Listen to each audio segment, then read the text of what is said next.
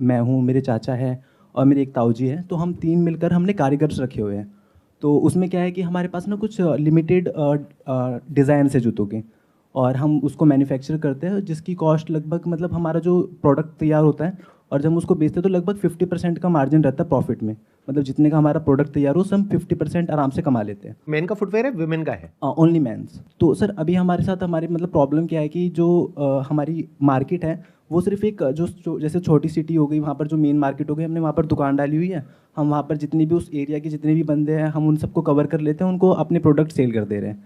लेकिन मैं चाह रहा हूँ कि हमारी जो मार्केट है वो और भी ज़्यादा एक्सपेंड करे, हम ऑनलाइन भी जाए। अब ऑनलाइन जाने में एक प्रॉब्लम ये है कि ऑलरेडी जो फुटवेयर इंडस्ट्री है वो बहुत बड़ी है, और मतलब बहुत अच्छे अच्छे ब्रांड्स भी। अगर आपको भी कोई मतलब फुटवेयर खरीदना है तो आप बड़े प्रोडक्ट को प्रेफरेंस करके, बड़ी जिसका नाम है ऑब्वियसली। तो अब हमारे साथ ये दिक्कत है कि अगर हम उसको ऑनलाइन उतार रहे हैं तो उसमें कॉस्टिंग भी ज़्यादा आ रही है, और अगर वो प्रोडक्ट हमारा महंगा हो जा रहा है तो फिर उसको कोई कस्टमर हमारे जूते को क्यों प्रेफर करेगा, क्योंकि अगर उसको उतनी ही रेंज में अगर कोई खरीदना है तो वो क्यों ना एक ब्रांड का खरीदें। अभी आपका काम कैसा चल रहा है? कितनी शॉप्स हैं आपकी और आपकी फैमिली की? एक मेरी है, चाचा की इंडिविजुअल है, और एक ताऊ जी है उनकी है। कितने कारीगर रखे हुए हैं आपने? सर जो जूती के लिए उसमें 2 कारीगर है और जूती के लिए सिर्फ एक है। टोटल 3 कारीगर हैं। और इन शॉप्स पे कितना स्टाफ होगा और कितने आप लोग, सब आप वहीं बैठते होंगे? हम ही इंडिविजुअली संभालते हैं सभी। अच्छा, जैसे आप लोग ही चाचा की संभालते है हो? तो चाचा संभाल रहे हैं, हमारी है तो हम संभाल रहे हैं, और ताऊ जी की तो वो संभाल कोई रहे हैं। स्टाफ नहीं रखा हुआ है नहीं, अभी? अभी कोई अच्छा, तो staff- छोटे लेवल पे है। बिल्कुल बहुत छोटे लेवल पे। और वहाँ पे कितनी वैरायटी होगी, मतलब कितने तरह के जूते रखते हो आप? सर जूते तो हमारे पास, मतलब हम डिज़ाइन का उसमें फ़र्क होता है। जैसे कि अब हम कोई जूता मैन्युफैक्चर कर रहे हैं तो हमारे पास उसकी डाई होती है और एक फर्मा होता है जिस पे पूरे जूते का डिज़ाइन बनता है। तो वो जो फर्मा बनाना या फिर डिज़ाइन तय करना है ना, वो काफ़ी ज़्यादा कॉस्टली होता है, और फिर उसके लिए हमारी उस तरह की ना क्रिएटिव थिंकिंग होनी चाहिए कि हम जूते का डिज़ाइन दे पाए। तो हमारे पास इस समय बहुत ज़्यादा डिज़ाइन है, ऐसे कुछ 9 से 10 डिज़ाइन है, जिसी को हम रिपीट करते रहते हैं। जैसे कि उसी में कोई कलर चेंज हो गया, टैन कलर दे दिया, ब्राउन कलर दे दिया, ब्लैक कलर दे दिया, वाइट दे दिया। तो इस तरह से ना हम उन्हीं डिज़ाइन में खेल रहे हैं बस आपस में। अच्छा, ये बताओ, जो ब्रांडेड शूज होते हैं उनकी जो रेंज है, जो सबसे कम वाली, जी। उसमें और आपके प्राइस में कितना डिफरेंस है? सर डिफरेंस, हाँ मतलब अच्छा खासा है। जैसे हम जो हमारे अच्छा रेंज है ना वो 600 रुपये के आसपास हम देते हैं, और जो उनका लोवेस्ट रेंज है वो 800-900 रुपये, मतलब 200 रुपये के आसपास का डिफरेंस है। मतलब आप कह रहे हैं कि जो ब्रांडेड है, जो अच्छे ब्रांड्स जी। हैं, उनका जो लोएस्ट रेंज है वो 800-900 रुपए है, तो आपकी वही चीज 600 रुपए में है, जी। जिसकी कॉस्ट आपको 300 रुपए आ रही है। हाँ, राइट? बल्कि उससे भी कम आ रही है। और हमारे जो प्रोडक्ट है ना सर, जैसे हमें फीडबैक मिलते हैं हमारे कस्टमर से, जो एक बार लेकर चला गया तो वो 1 साल बाद आ रहा है। जो आप कर रहे हो ये बहुत इंटरेस्टिंग है, इसमें बहुत ज़्यादा पोटेंशियल है, आपको इसमें एक्सपीरियंस भी है, आपका फैमिली बैकग्राउंड भी है। अब सिर्फ एक चीज़ रह जाती है कि इसको स्केल कैसे किया जाए। यानी कि अगर एक बात बताओ मुझे कि अगर अभी हम डिस्कशन करते हैं और अभी आपकी जो सेल है जी। वो 10 गुना बढ़ जाती है, तो पीछे से जो प्रोडक्शन है उसको मैनेज कर लोगे आराम से? बिल्कुल बिल्कुल। आप और आपकी फैमिली मिल करके? जी। तो वो प्रॉब्लम नहीं है। नहीं। Right? Supply is not a problem, demand is problem. जी। अभी ऑन एन एवरेज कितनी सेल हो रही है आपकी शॉप पे महीने की? हमारा प्रॉफिट हो जाता है लगभग 25 से 30 हज़ार के आसपास। तो सेल हो जाती होगी मे बी लाख रुपए के आसपास। जी। तो अब इसको आराम से समझते हैं कि इस बिजनेस मॉडल को कैसे क्रैक किया जाए। Number 1 is online. देखो, ऑनलाइन जैसे ही आप जाते हो ना, तो उसमें क्या हो जाता है कि अभी आपकी एक शॉप है जो एक पर्टिकुलर एरिया में है, वो भी छोटी सी है, जी। वहां पर वहीं आसपास के लोग आ रहे हैं। The moment you go online, तो एक तरीके से ये मान लो कि वो छोटी सी दुकान आपकी खुल गई एक बहुत बड़े मॉल में, और वहां पर डेली के लाखों लोग आ रहे हैं। अब आप कहोगे कि वहां पे कंपटीशन है, विच इज अ फैक्ट कि भाई बहुत कंपटीशन है ऑनलाइन में। उसके बावजूद भी बहुत सारे लोग हैं जो ऑनलाइन में बहुत पैसा कमा रहे हैं, और बहुत सारे हैं जो ऑनलाइन में अपना स्टोर खोलते हैं मार्केट प्लेसेस में, और वो बंद हो जाता है, नहीं कर पाते हैं। मतलब वहां भी जो सक्सेस रेशियो है दैट इज 90-10। 90% ज्यादा टाइम तक सर्वाइव नहीं कर पाते हैं, 10% ही कुछ बड़ा कर पाते हैं, और उस 10% में से भी 1-2% होते हैं जो कुछ बहुत बड़ा कर पाते हैं। तो अब वो कैसे किया जाए? देखो, ध्यान से समझो। जो ब्रांडेड प्लेयर्स हैं इस सेगमेंट में, उनकी पैकेजिंग को ध्यान से देखो, उनकी मार्केटिंग को ध्यान से ऑब्जर्व करो, ध्यान से देखो ऑनलाइन ऑफलाइन वो अपने आप को कैसे प्रेजेंट करते हैं। ऑनलाइन का सबसे बड़ा बेनिफिट क्या है कि उनको नहीं पता कि ऑफलाइन आपकी छोटी सी दुकान है। जी। Online you can look as big as a big brand, मतलब उन्हीं के जितनी बड़ी एड दे सकते हो। जैसे ही कोई सर्च करे, मान लो ब्लैक शूज फॉर मेन, तो वहीं पे आपकी एड आई, और कई तरह की एड्स आई। जैसे एक सिंपल एड होती है, एक वीडियो एड होती है, तो इस तरह की बहुत सारी एड्स होती है। तो सोचो अगर वहां पर आपकी एड्स आ रही है और अगर वो एड की क्वालिटी उन ब्रांडेड के टक्कर की है, और जिस तरह से उन्होंने ऑनलाइन जो उनका स्टोर है, जो उनका पेज है, वहां पे इंफॉर्मेशन दी हुई है, और हो सकता है वो जो ऑफर कर रहे हैं उसमें कहीं ना कोई कमी हो, तो उसको ढूंढो। वो क्या हो सकता है? हो सकता है वो मनी बैक गारंटी दे रहे हो 7 दिन की, तो आप 30 दिन की दो। या जिस मार्केट प्लेस पे जा रहे हो, मान लो अमेजॉन पे जा रहे हो, उनसे पूछो मैक्सिमम हम कितने दिन की दे सकते हैं मनी बैक गारंटी। वो कहेंगे 2 महीने की। 2 महीने की दो, हाईलाइट कर दो इसको हर जगह। आपने क्या कहा? आपकी क्वालिटी बहुत अच्छी है। अगर क्वालिटी अच्छी नहीं होती तो मैं ये सजेशन आपको कभी नहीं देता। आप क्या कह रहे हो? मिनिमम 1 साल की लाइफ तो है ही आपके प्रोडक्ट की, राइट? तो 2 महीने की गारंटी देने में क्या दिक्कत है? कोई दिक्कत नहीं है। बिल्कुल सर। तो you have to adopt the kind of strategy which nobody else is doing and present your brand in such a way जो देखने में ऐसा लगे कि उसी के टक्कर का है या उससे भी बड़ा है।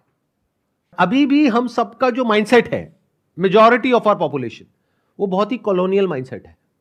मतलब क्या है कि हमारे सबके दिमाग में बैठा हुआ है कि भाई अगर ये फॉरेन का ब्रांड है तो अच्छा ही होगा, महंगा ही होगा, लोकल है तो सस्ता होगा। तो नाम ऐसा रख दो जो देखने में ऐसा लगे कि कोई बाहर का ब्रांड है, तो आपकी एक प्रॉब्लम सॉल्व हो गई। बिल्कुल, कि लोगों ने सुना नहीं है उसके बारे में। अरे जब बाहर का ब्रांड है तो नहीं सुना होगा ना। Yes sir. आपको एक इंटरेस्टिंग आइडिया देता हूं। इस बिजनेस में थोड़ा बहुत पैसा लगा सकते हो। हाँ, कितना तक? 2 से 3 लाख तो मैं कर लूंगा अभी भी। कर लोगे ना जी? ठीक है, आपका ₹1,00,000 लगेगा। पेरिस में जो डिजाइन फर्म्स है उनको कॉन्टैक्ट करो। Why Paris? Because Paris is the fashion hub of the world. तो आपने वहां पे जो डिजाइन फर्म्स है उनको कॉन्टैक्ट किया कि हमको अपने शूज के कुछ डिजाइन बनवाने हैं, और आपको पता है कि इस तरह के शूज ज्यादा बिकते हैं। वो आपको अपनी शॉप पे भी पता है, और ऑनलाइन भी आप जाओगे तो आपको दिख जाएगा कि 1000 तरह के डिजाइन होते हैं, लेकिन बिकते यही 2-3 है जी। तो उनको बोलो ये 2-3 डिजाइन है, इसी को आपको इंप्रूव करके मुझे देना है। और छोटी डिजाइन फर्म को हायर करो, बड़ी को नहीं, क्योंकि बहुत पैसा लग जाएगा। तो कोई छोटी सी फर्म होगी, वो मान लो एक डिजाइन का आपसे ले लेगी $200, तो 3 डिजाइन का कितना हो गया? $600। अब क्या बेनिफिट हुआ? आपके ब्रांड का नाम हो गया कुछ ऐसा जो फ्रेंच है, उसकी लैंग्वेज में कोई पर्टिकुलर वर्ड है, वहां से आपने ढूंढ करके निकाल दिया, which is symbolic for footwear, design in Paris. Design वहां से बन गया, एग्जीक्यूट आपको करना है, वो आपके लिए कोई बड़ी बात नहीं है जी। मतलब आपको सिर्फ उनका नाम चाहिए उस डिजाइन फर्म का। अब इससे क्या हुआ? आप एक झटके में जो और ब्रांड्स हैं इंडिया में उनसे बहुत आगे निकल गए as far as your branding is concerned. अब बात आएगी प्राइस की, क्या करें? देखो, ये जो इंडियन ब्रांड्स हैं उनका एक होगा लोअर एंड ऑफ प्राइसिंग, एक होगा हायर एंड ऑफ प्राइसिंग। ना आप हायर की तरफ जाओ ना लोअर की तरफ जाओ, बीच में कहीं पे चले जाओ। यानी सस्ता बेचना इज नॉट अ सोल्यूशन। हम लोग क्या गड़बड़ करते हैं? हमें लगता है कि अच्छा ऑनलाइन जो अनब्रांडेड है वो बिक रहा है ₹600 का, ब्रांडेड बिक रहा है ₹800 का, तो मैं बेचूंगा ₹500 का। और कस्टमर देखता है, वो कहता है ये तो घटिया होगा। और अगर बिक भी जाता है तो रिटर्न इतना आ जाता है और मार्जिन कम होता है, तो बिजनेस आपका बंद हो जाता है। ऑनलाइन में याद रखो, आपको मार्जिन बहुत अच्छा चाहिए, ऑफलाइन से ज्यादा चाहिए, क्योंकि ऑनलाइन में बहुत सारी ऐसी कॉस्ट होती है जो अभी आपको पता ही नहीं है। जो मार्केट प्लेस है उसका अपना कमीशन है, रिटर्न है, उसके अलावा एडवर्टाइजिंग कॉस्ट है। तो इन सब कॉस्ट को जब आप फैक्टर इन करते हो तो आपको समझ आता है कि ऑनलाइन में जो खर्चा है वो बहुत ज्यादा है उससे जो ऑफलाइन में है। तो उसके लिए आपको मार्जिन भी तो अच्छा चाहिए। अब मार्जिन अच्छा कैसे मिलेगा? जो मैं आपको बता रहा हूं। आपने क्या किया? आपने अपने इस प्रोडक्ट को प्राइस किया ना तो बहुत ही कम ना बहुत ही ज्यादा, बीच में कहीं पे प्राइस कर दिया। मान लो उनकी जो टॉप रेंज है वो बिकती है 2000 की, लोअर रेंज है वो बिकती है ₹800 की, तो आपने रखा ₹1200, जो अफोर्डेबल भी हो और लोगों को लगे कि यार ₹800 का ये है, मेरे को ₹400 और देने हैं, मेरे को पेरिस का ये ब्रांड मिल जाएगा। अब ये सोचो कि जो भी कैंपेन है उसमें ऐसा क्या इंटरेस्टिंग आप कर सकते हो जो देखने में ऐसा लगे कि ये एक्चुअल में कोई बहुत बड़ा ब्रांड है। क्योंकि देखते ही ना हमारे माइंड में एक इमेज क्रिएट होती है कि ये ब्रांड बढ़िया है, घटिया है, सस्ता है या महंगा है। तो माइंड में क्या आना चाहिए? ये तो बहुत महंगा है। फिर जैसे ही बंदा प्राइस देखे कि यहां पे लिखा हुआ है ₹3600 और काट करके ₹1200, तो सामने वाले को ये लगेगा कि मेरे को इतने की बचत हो रही है। अच्छा, 3600 की चीज मेरे को 1200 में मिल रही है। सर यहाँ पर एक चीज़ और भी कर सकते हैं कि जैसे हम हमारा जो है ना वारंटी अभी भी देते हैं। हमारे कस्टमर्स को हम 1 साल की वारंटी देते हैं कि तुम्हें कोई भी प्रॉब्लम है आप लाकर हमें दे सकते हैं, क्योंकि हमारे पास तो कारीगर बैठे हैं, अगर उनको कोई भी दिक्कत है इस तरह की तो हम उसको रिप्लेस करा देते हैं, उस पर मतलब उसको रिपेयर करा कर उनको वापस कर देते हैं। तो उससे कस्टमर की जो ट्रस्ट है ना वो हमारे पर बढ़ता है कि भाई इनका जो प्रोडक्ट है वो अच्छा है। जब हम बेच रहे होते हैं ना तब भी हम बताते हैं कि 1 साल की वारंटी है, तो 1 साल तक तो हमारी तरफ से कहीं नहीं जाने वाला, बाकी और भी चल जाएगा तो वो आपके ऊपर है। This will make you different from all other players in the market, और बाकी लोग ये नहीं कर सकते। देखो, एक नए ब्रांड का फायदा क्या होता है, एक छोटी कंपनी का फायदा क्या होता है, आप मार्केट को डिसरप्ट कर सकते हो। आप मार्केट में कुछ ऐसा कर सकते हो जो बड़े प्लेयर्स नहीं कर सकते, क्योंकि वो जो बड़े प्लेयर्स हैं उनकी रेवेन्यू है मान लो 1000 करोड़ की, जहां उन्होंने छोटी सी भी छेड़खानी करी तो उनको 200-300 करोड़ का नुकसान हो जाएगा। बट आपके पास तो अभी खोने के लिए कुछ है ही नहीं, तो आप तो कुछ भी पंगे ले सकते हो, हिला दो पूरी की पूरी मार्केट को। ये एक छोटे ब्रांड का एडवांटेज होता है। बट हम क्या गड़बड़ करते हैं, जो बड़ा ब्रांड ऑफर कर रहा होता है उससे भी घटिया ऑफरिंग देते हैं या उसको मैच करते हैं मैक्सिमम। मैं कह रहा हूं कि एक ऐसी ऑफरिंग दो जो वो बड़े ब्रांड करने के सपने में भी नहीं सोच सकते, और जो मनी बैक गारंटी होती है वो भी 30 दिन की दो। अगर वो लोग 7 दिन की दे रहे हैं तो सामने वाला बंदा और दिमाग लगाएगा कि अच्छा मैं पहन करके ना 30 दिन बाद वापस कर दूंगा। लेकिन अगर उसको पसंद आ गया है, जूता ऐसी चीज है कि एक बार पैर में फिट हो जाता है ना, या तो होता है या नहीं होता है, 2-3 दिन लगते हैं, एक बार फिट हो गया तो वो जल्दी से कोई चेंज नहीं करता है। तो आपको पता है कि रिटर्न आने के चांसेस बहुत कम है अगर ढंग से इसको किया तो। अब इसमें आपको कोई ऐसा इंसान चाहिएगा जो ब्रांडिंग को और मार्केटिंग को समझता हो। मेरा एक फ्रेंड है, वो मतलब जो डिजिटल मार्केटिंग कर रहा है इस समय। डिजिटल मार्केटिंग जो कर रहा है वो आपको हेल्प करेगा ये सब मार्केट प्लेसेस में लिस्ट करने के लिए, यहाँ पे टाई अप करने के लिए, अच्छे से प्रोडक्ट डिस्क्रिप्शन डालने के लिए, रिव्यूज लेने के लिए, उन सब चीज़ों के लिए। बट मैं जिसकी बात कर रहा हूँ, मैं कह रहा हूँ इसको कैसे पैकेज करना है, कैसे पोजीशन करना है, तो वो प्रीमियम दिखाने के लिए अपने प्रोडक्ट को, कि वो देखने में लगे कि जो एग्जिस्टिंग ब्रांड्स हैं उनसे भी ज़्यादा प्रीमियम है। उसके लिए आपके पास में 2 ऑप्शंस है। एक तो ये कि कोई ऐसी डिज़ाइन फर्म को हायर करो जो बहुत बड़ी ना हो, लेकिन वो जो बंदा है उसने बड़ी बड़ी डिज़ाइन एजेंसीज में काम किया हो, तो वो आपसे लेंगे मान लो 20-30 हज़ार रुपए, 50 हज़ार रुपए। अब ये सुनने में आपको बहुत बड़ा लगेगा, आप कहोगे 50 हज़ार रुपए पैकेज का डिज़ाइन बनाने का, मतलब पैकेज का नहीं, जो डब्बा है उसकी कॉस्ट तो अलग है, सिर्फ डब्बे का डिज़ाइन बनाने का, लोगो बनाने का, मान लो वो 1 लाख रुपए आपसे ले रहा है, और आप और आपके जो फैमिली मेंबर्स हैं वो सब क्या कहेंगे कि ये तो बहुत महंगा है, लाख रुपए उसको देने की क्या जरूरत है, वो हमारे पड़ोस में बैठा है ना प्रिंटर, वो 2000 रुपए में कर देगा ये सारा काम, उसी से करा लो। तो आप समझिए क्या गड़बड़ हुई। आप ये नहीं समझ पाए कि ये एक इन्वेस्टमेंट है, ये कॉस्ट नहीं है। कॉस्ट में और इन्वेस्टमेंट में फर्क होता है। Packaging is not different from product. Product तो ऑनलाइन से उनके घर में बाद में पहुंचेगा, बाद में उनको समझ आएगा।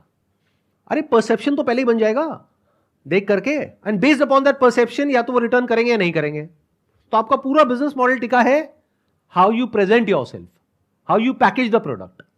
इसके लिए आपको कोई बढ़िया बंदा चाहिएगा, और मैं बता रहा हूं अगर वो बढ़िया बंदा होगा, देखो अगर बहुत बढ़िया होगा तो वो तो 5-10 लाख रुपए लेगा आपसे, और अगर कोई जैसे मैं बता रहा हूं कोई मिड लेवल का बंदा हो लेकिन उसका काम ऐसा हो जो आपको देख करके समझ आ रहा है कि हाँ एक बड़े ब्रांड वाली फील आ रही है, तो वो ₹1,00,000 में इस काम को कर देगा। समझ गए? तो ये ₹1,00,000 को कॉस्ट मत समझ लेना, ये most important part of the business है। इसी वजह से लोग कुछ बड़ा नहीं कर पाते हैं, क्योंकि वो खुद करते हैं। ये बहुत बड़ा सीक्रेट है जो मैं आप लोगों को बता रहा हूं। बिना किसी ब्रांड का नाम लिए मैं आपको एक बात बोल सकता हूं पूरे कॉन्फिडेंस के साथ कि जो भी ब्रांड्स आपके दिमाग में छपे हुए हैं, जैसे फॉर एग्जांपल मैं बोलता हूं ब्लूटूथ हेडफोन, तो कोई ब्रांड आता है माइंड में? आता है ना? उसकी पैकेजिंग कैसी है, उसकी ब्रांडिंग कैसी है, कैसे उसने अपने आप को पोजीशन किया हुआ है, कैसे आपके माइंड स्पेस को कैप्चर किया हुआ है, ये जो सारा खेल है ये डिजाइन का है। It is all designed. तो इस पूरी स्ट्रैटेजी को क्रैक करने के लिए आपको क्या चाहिए? एक ऐसा इंसान चाहिए जो डिजाइन को समझता हो, जिसको उसमें 5-10 साल का एक्सपीरियंस हो लेकिन अभी फ्रीलांसिंग कर रहा हो, या फिर मान लो आपके सर्कल में कोई है जो बड़ी एड एजेंसी में काम कर रहा है और वो पार्ट टाइम बेसिस पे ये कर दे आपके लिए, और वैसे ही 50-60 हज़ार रुपए ले ले। ऐसे बहुत लोग मिल जाएंगे। फिर आपको चाहिए जो प्रिंटर जो उसको एग्जीक्यूट कर सके उस डिजाइन को, वो डिजाइनर ही आपको बता देगा, या फिर आपको ढूंढना पड़ेगा कि दिल्ली एनसीआर में सबसे बढ़िया प्रिंटर्स कौन से हैं जो इस तरह की प्रिंटिंग करते हैं। तो ये हो गया पैकेजिंग का पार्ट। फिर आपको चाहिए एक ऐसा इंसान जो कि ये ऑनलाइन मार्केट प्लेसेस का जो पूरा का पूरा मॉडल है इसको अच्छे से समझते हैं, तो entrepreneurship is all about bringing things together. ध्यान से सुनना, ध्यान से समझना। मैं दोबारा से रिपीट करूंगा इस बात को। आप लोगों के माइंड में क्या गलतफहमी बैठी हुई है कि वो लोग जो बिजनेस में बहुत पैसा कमाते हैं उनमें कुछ एक्स्ट्रा ऑर्डिनरी होता है। अरे नहीं, एक्स्ट्रा ऑर्डिनरी आप में होता है, वो लोग जो जॉब करते हैं। ये बात समझ आई? Yes sir. जैसे स्टीव जॉब्स एप्पल के को फाउंडर जो थे, उनमें खुद में कुछ भी एक्स्ट्रा ऑर्डिनरी नहीं था, बट उनको यह पता था कि जो सामने वाला इंसान है जो उनके वहां पे काम कर रहा है उसमें क्या एक्स्ट्रा ऑर्डिनरी है। तो हर डिपार्टमेंट में एक्स्ट्रा ऑर्डिनरी लोगों को साथ में कैसे लेकर के आना है, ये एक एंटरप्रेन्योर का रोल होता है कि जो बेस्ट इंसान है उस पर्टिकुलर एस्पेक्ट ऑफ बिजनेस में उसको कैसे हायर करना है, या तो फुल टाइम बेसिस पे अगर आप बड़े हो तो, अगर छोटे हो तो कैसे उससे काम करवाना है। बहुत सारे ऐसे एंटरप्रेन्योर्स हैं जिनको मैं जानता हूं जिनके अंदर कोई स्किल नहीं है और वो अरबों खरबों रुपए कमा रहे हैं। क्यों? क्योंकि उनकी कंपनी में जो लोग काम करते हैं उनके अंदर वो सारी स्किल्स हैं। तो अगर एक बिजनेस को सक्सेसफुल बनाने के लिए ये 10 स्किल्स चाहिए, तो उन्हें पता है कि इन 10 स्किल्स में, ये जो अलग अलग स्किल्स है, इसमें कौन इंसान है जो बेस्ट है। तो एक तरीके से पजल के अलग अलग 10 पीसेस हो गए, उनको ला करके जोड़ दिया। This is the essence of entrepreneurship.